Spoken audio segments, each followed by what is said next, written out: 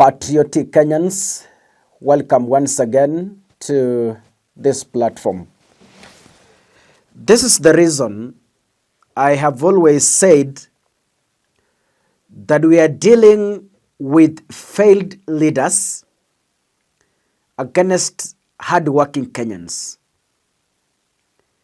When you look at how the leaders in authority behave, especially those in government, it leaves us with several questions on if we are dealing with normal human beings, which I doubt. These individuals came to power knowing that they will be running Kenya like a chicken farm located somewhere in Sugoi and a cattle farm located somewhere in Kilgoris. Little did they know the leadership calls for wisdom, tolerance, and a person who understands how to deal with the ordinary citizen. Despite the soaring high cost of living, patriotic Kenyans are still out there hustling, working so hard to feed families and to pay bills. Kenyans are working hard every single day.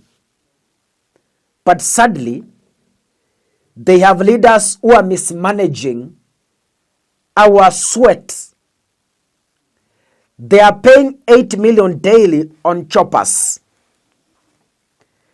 Every day, they are thinking on how to bribe those against them. Even as of today, I believe the imposed taxes and levies on fuel are meant to collect money for next year's general campaigns. Nobody in this regime means well for the ordinary citizen. Nobody.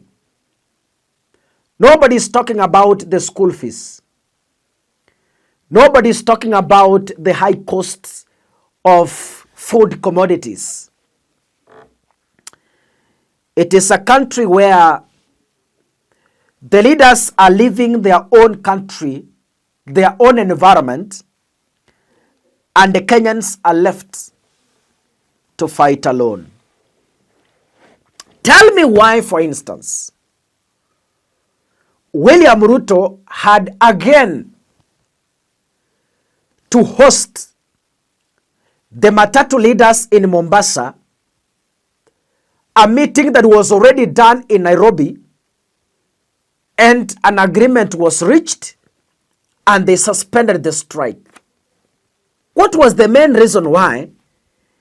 It was again to call these people to Mombasa, pay for their transport, pay for their lunch, pay for their accommodation, and give them something small to take home. And whatever they are given, kwa akili yao hawajui kwamba the same money they have been given ni hii pesa ya mafuta ambayo wanalilia. Idiocy.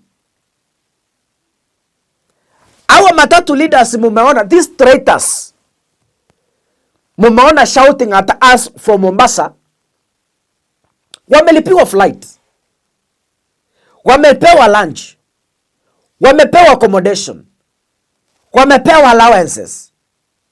Hawajui kwamba hii pesa wanayopewa, hakuna mwanasiasa ambaye ako mjinga kwa akili anaweza toa pesa yake amefanyia biashara awapatie.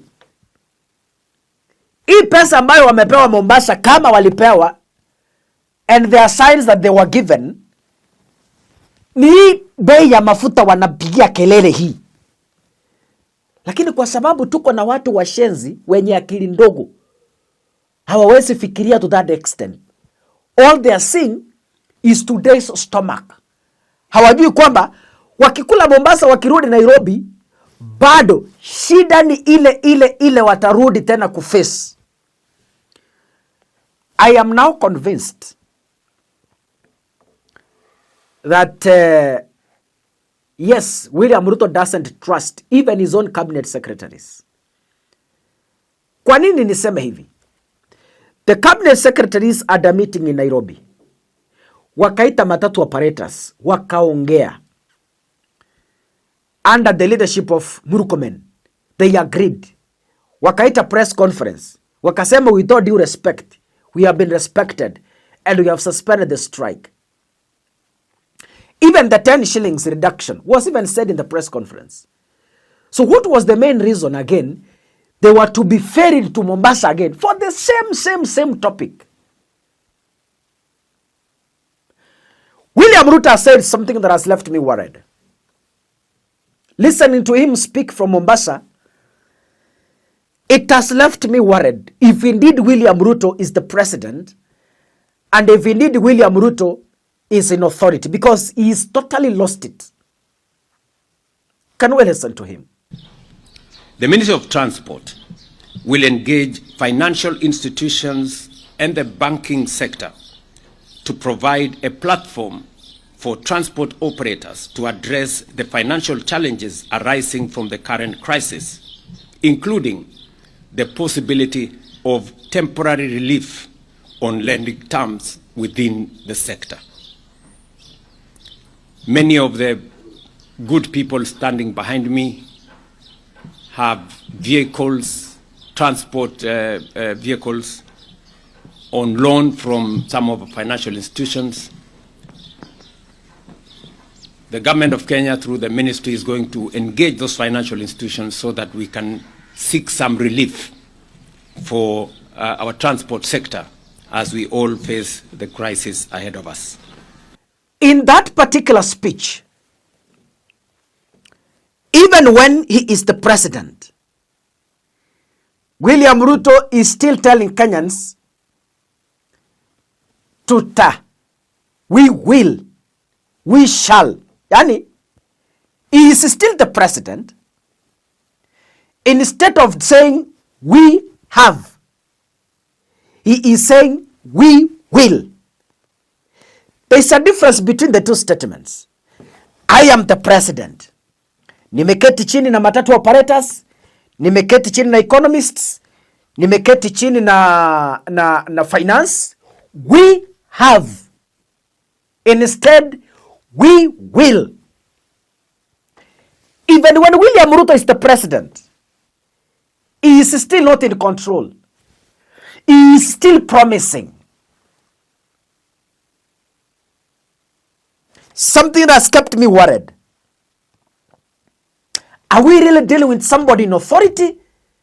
Or we are dealing with someone ama tusema anaenda kuconsult IMF kwanza. Aenda kuconsult wazungu, by the way. Hii mambo ya reduction hawezi, akiongea IMF wanashika huko chini, wanakamata. Wanashika hiyo, wanakamatia chini. So lazima aende kupiga simu kwanza aulize, niliona tufanye hii. So it depicts a man who is not in authority. A man is just a puppet of the West. God bless you. See you in the next episode. Asanteni sana.